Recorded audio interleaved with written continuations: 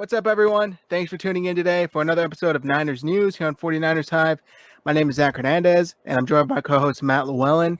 And today we're going to be talking about the 49ers recently signing former Washington football team tight end Jordan Reed. Matt, what were your initial thoughts on this? It was an interesting signing from the fact that it's another former Kyle Shanahan guy. He's a guy with an extensive injury history, but when he is healthy, he's one of the best tight ends in football. So from that aspect, it's kind of a high risk, high reward situation. You know, it's very likely that he's going to be on injured reserve at some point. That's just how his career has gone, unfortunately. But, you know, you never know. This could be, hey, maybe the 49ers get one good year out of him to make a Super Bowl run.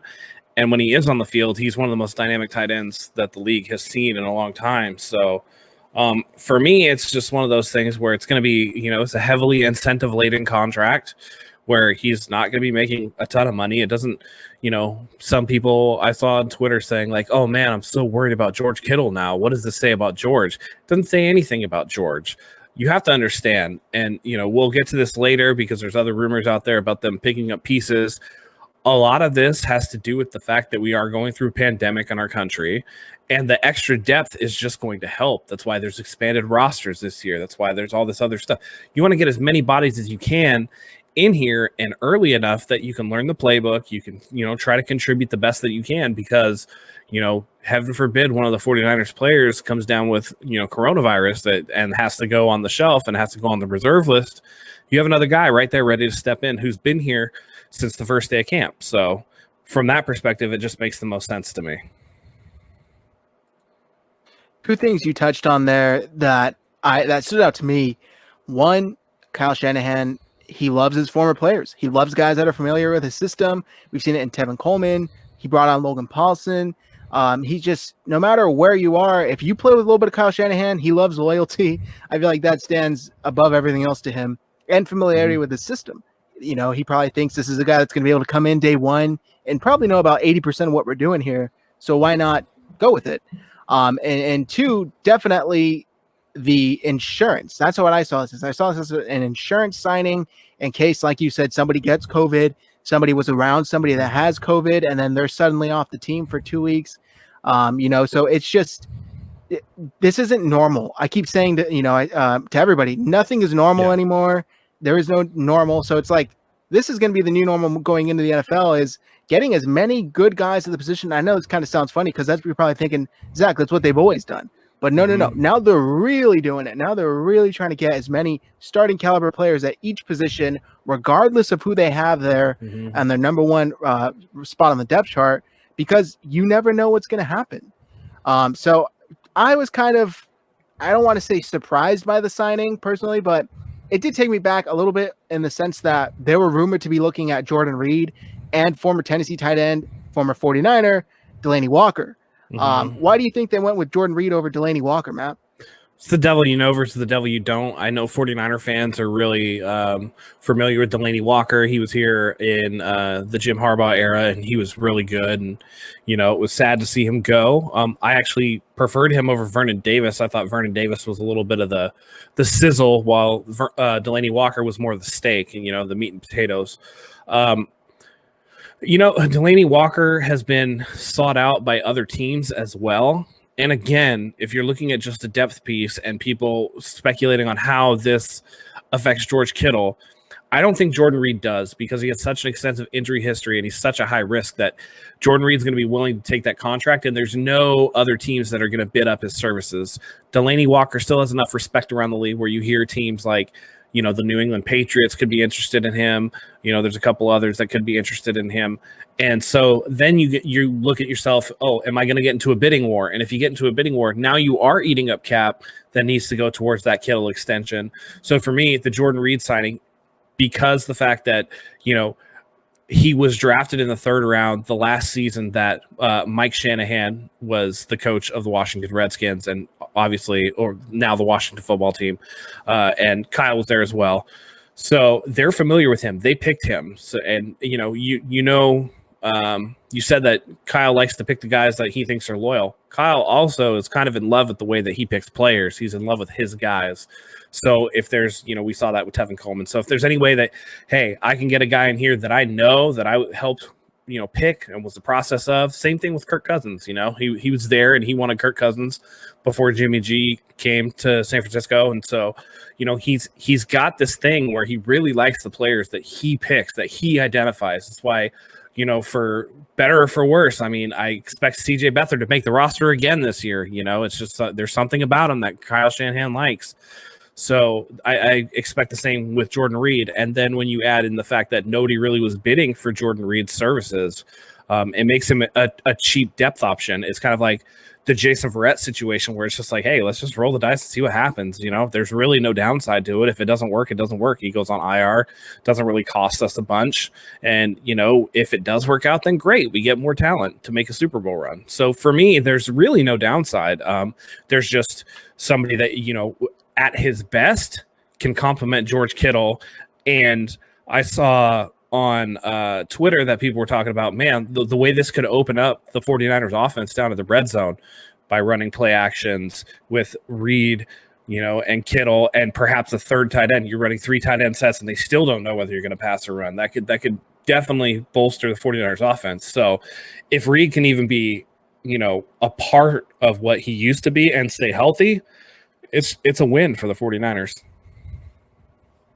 And on top of that, they look like geniuses. Let's just say they look smart. They look like they made the right move.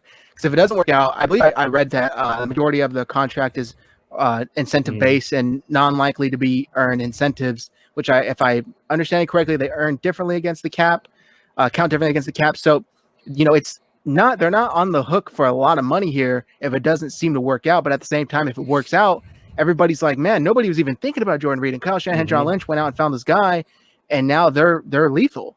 And adding to your point that, they could have a really, really good tight end set. Clinton Portis himself, former Washington football team member, was talking to 95.7 The Game today. And he said, I think that this edition of the offense with Kittle and Jordan Reed is amazing. This could possibly be the best tight end crew of all time. Do you think that's a little, going a little above and beyond there? Or do you think that he's got some truth there? It has to be done. I saw the other comparisons to Gronkowski and Aaron Hernandez minus, the off-field issues with Aaron Hernandez. It could be like that. It needs to be established for a period of time. For, a flash in the pan, maybe. There's not a lot of teams these days that run tight end sets the way that the 49ers do.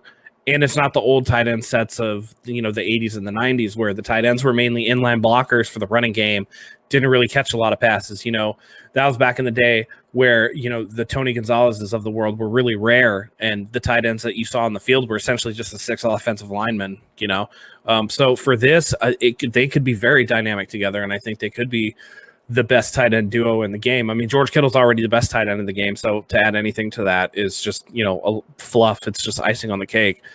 But to say they're the best duo ever, they need to do it for an extended period of time, but the potential is there, at least for a season, for them to have the most prolific tight end pair season in NFL history.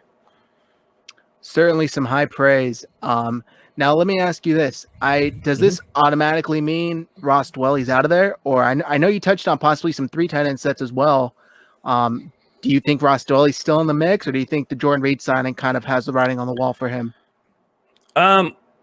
It's really dependent because they also drafted another tight end in the draft. And they've done it 3 out of the 4 years that John and Kyle have been here. They've drafted a tight end. So, it's between Dwelly and who's the guy that drafted this? Charlie Warner. Mm-hmm. It's going to be between him and Charlie Warner, and it's probably whoever performs the most is going to be there. Worst comes to worst, Dwelly's there or Warner is there if Reed goes down. I'm sure they're going to have those guys' number on speed dial just in case. But it's tough to say at this time. It's all about production.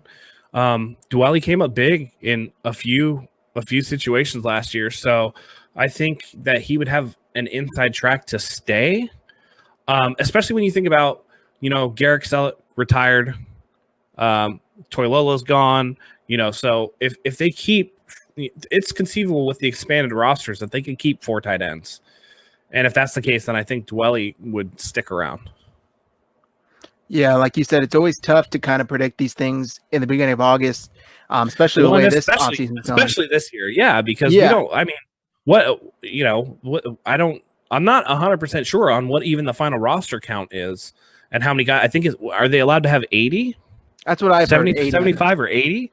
Yeah. So then one of the guys maybe would be inactive unless they needed him. But yeah, with 80 guys on a roster, or 75 or 80 or whatever it is, I can totally see them carrying 4 tight ends. I can totally see them carrying all the running backs that they have, that we were talking about. Oh, who gets cut from the running back group, or, the wide receivers. Maybe Travis Benjamin makes 49ers after all. Who knows? 17 is a bad luck number for 49ers, but who knows? It's just one of those things where this is such a weird topsy-turvy offseason that nothing would surprise me and everything is unexpected at the same time. So let's get right into it. Who stood out to you the most on this list? I actually really enjoyed seeing Fred Warner in there at 70. Everybody looks at Quan Alexander or like a D Ford as like the sexy guys on defense, Jaquaski Tart. Fred Warner's the guy that you never really think about, and then all of a sudden you look up, it's like, oh, he had 115 tackles this year. Like, what is going on? He's that guy that he calls the defense. He's the leader the quiet leader on that defense. Everybody knows that Richard Sherman, who is at 28, is, on the list, is very out front and open with his leadership. Warner is a lead by example guy, so it's really nice to see him. But if I had to say who was the surprise to me, Jimmy G at 43 I'm not mad at it, but I know a lot of people are going to be. I've always been a Jimmy G defender. I think people are way too harsh on him. And 43, I think that puts him as it's like the 7th best quarterback in the NFL or something like that. It's not a huge list in front of him. If I'm taking a look at it, Jimmy G's 43. Yeah, I think he's like the 7th highest ranked quarterback in the list. I think he's the 8th. Somewhere around there. But to say, how many people would say that Jimmy G is a top 8 quarterback in the NFL? Probably not many. So that's probably the big shock. And a lot of that has to do with the fact that he took him to the Super Bowl. You know what I mean? And he was top 5 in a bunch of categories. I mean, he led the league in yards per completion as far as quarterbacks who started every game this year. I'm sure there was a guy who started once and maybe had a little more or whatever. But, I think he was like 3rd or 4th in touchdowns, 3rd or 4th in completion percentage. It's just he had a good year, and it was his first year starting, and people are going to be mad about that. Too bad. I mean, I don't think that it's an undeserved position. So I think that's going to be the shocker for most people. So, I enjoyed Fred Warner. I think that to me is the shocking one, just because you don't expect Fred Warner. He doesn't generate the headlines. But as far as the general public goes, it's definitely going to be Jimmy G at 43. Yeah, that's spot on. I mean, Fred Warner, it was nice to see him make that list because there's guys at that position don't really get the recognition they deserve unless they're flashy names, like you said. Quan Alexander's always out there in front of the media, getting fans hyped. So people want to, they recognize him. They know him right away. Fred Warner's more of a reserved, quiet type of guy. He gets the job done and he's not flashy about it. But it was nice to see his peers recognize him because that's what this list is. It's voted on by their peers. And without a doubt, Jimmy Garoppolo, 43rd overall. Well, as soon as I saw that notification come across my phone, I'm like, oh man, here we go. And this Twitter's about to have a just free for all on Jimmy Garoppolo right now. And I recently interviewed Mark Schofield of US Today's NFL Touchdown Wire, and he was saying it's about spot on. 8th best quarterback in the league. He was like, you think about it, 32 people in this world have the skills to play this position. He's in the top third. He's doing something right. He's doing something right. And if you break through all the stats, he's a really good quarterback. And for some reason, his game gets kind of unfairly scrutinized.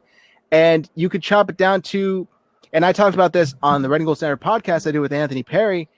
I mainly think people don't like to see people that they perceive have had it easy in life.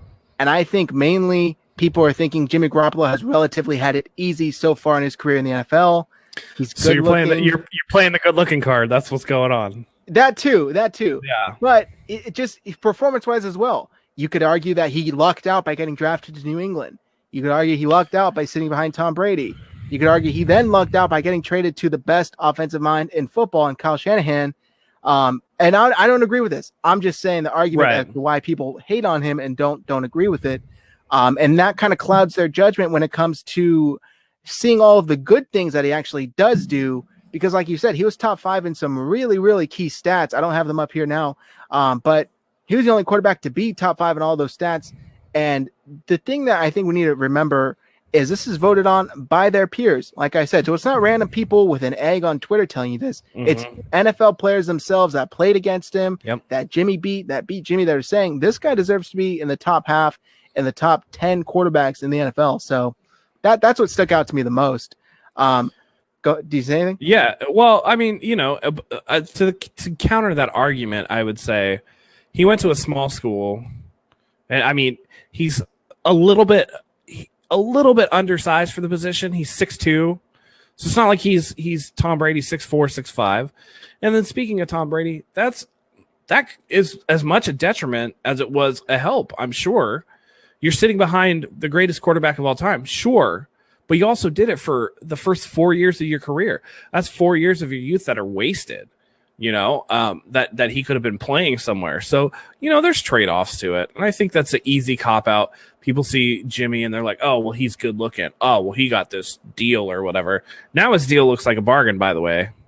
But yeah, to say that he's had everything come easy, I don't think that's the case. Every time before this past season that he tried to get started, something took him out. Even when he filled in for Tom Brady, during the suspension for Deflategate, he started the first game and a half, looked fantastic, and then that shoulder injury took him out. And then Jacoby Brissett got the shine, and that's was a big part of why Jacoby Brissett fetched them such a high price from Indianapolis. He comes to the 49ers. He's at the end of a terrible season. The 49ers have a terrible season. He gets in there and he wins the last 5 games, and everybody's like, oh, my God, Jimmy G's going to be the guy. Third week against Kansas City, torn ACL, done for the year. So to say he's had things easy, that's some BS. And it's easy to do that, to just dismiss people's struggles because, oh, well, he looks good. Oh, look at that jawline. Oh, it's fantastic. Like, it's so stupid, and like you said, this was voted on by the NFL players. So, I mean, his peers think that he's good, and that should be good enough for everybody else, bar none. Now, the only thing I'll say to that is the problem you have is you're using logic and facts, and most of these people are not using logic and facts. No, those don't exist on Twitter. They do not. That's for sure. On the flip side, who do you think got carried a little more by their name and maybe got voted a little too high up on that list? Richard Sherman. Without a doubt. Yeah. Without a doubt. He is still smart as a whip. I think that he has extensive knowledge in the game, but we all saw, just the athleticism is not there anymore. And he got exposed in the playoffs and in the Super Bowl. People want to say, oh, it was only one play. Oh, it was only blah, blah, blah. You can talk about one play, but the same overthrow that everybody hammers Jimmy on was just one play. So if you're going to hammer Jimmy on that throw, you better hammer Richard Sherman on getting burnt toast by Sammy Watkins. You can't have it both ways. You know what I mean? So it's just, I think Sherman was carried by his name. I think people are still afraid to throw at Sherman for some reason.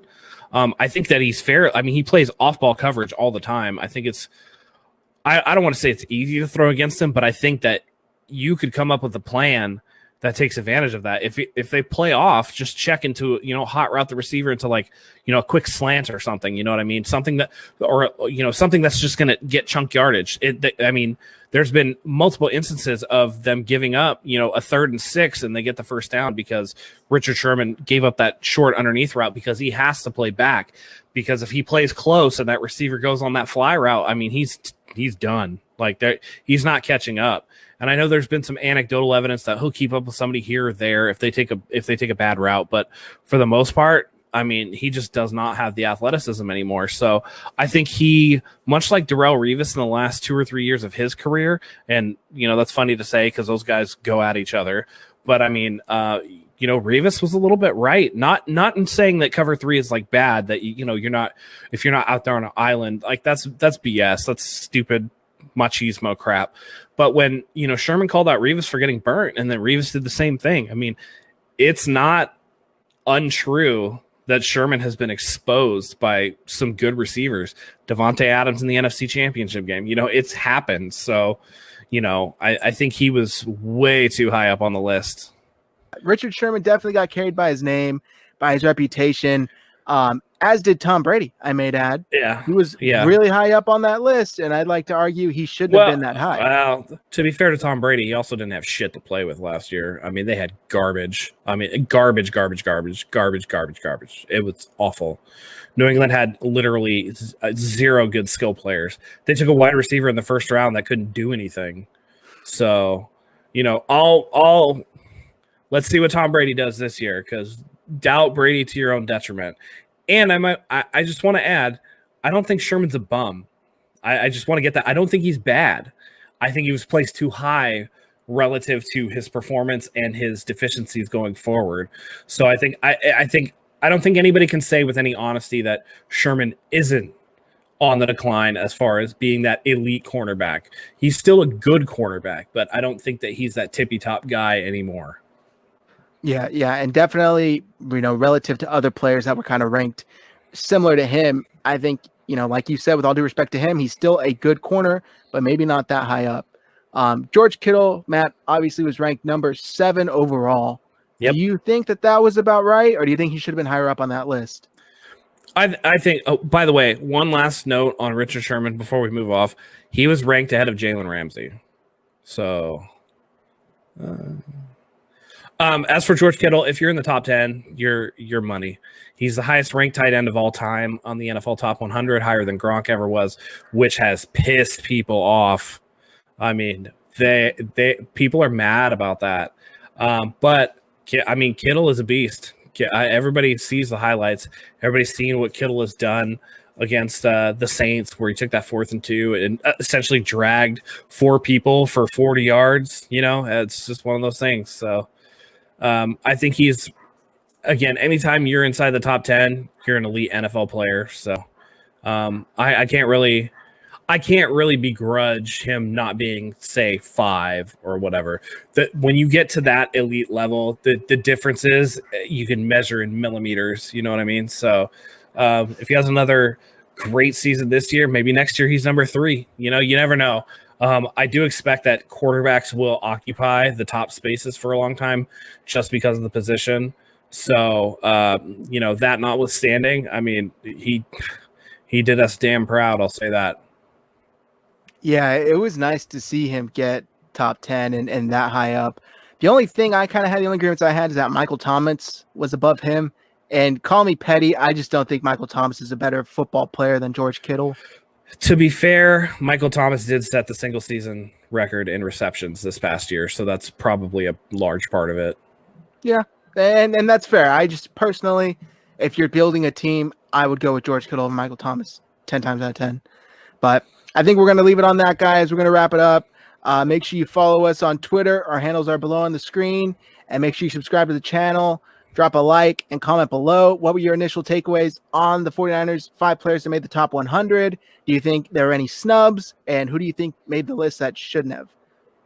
Go ahead and click the bell for the notifications. We are bringing you 49ers content all the time. Thanks, guys. Go Niners.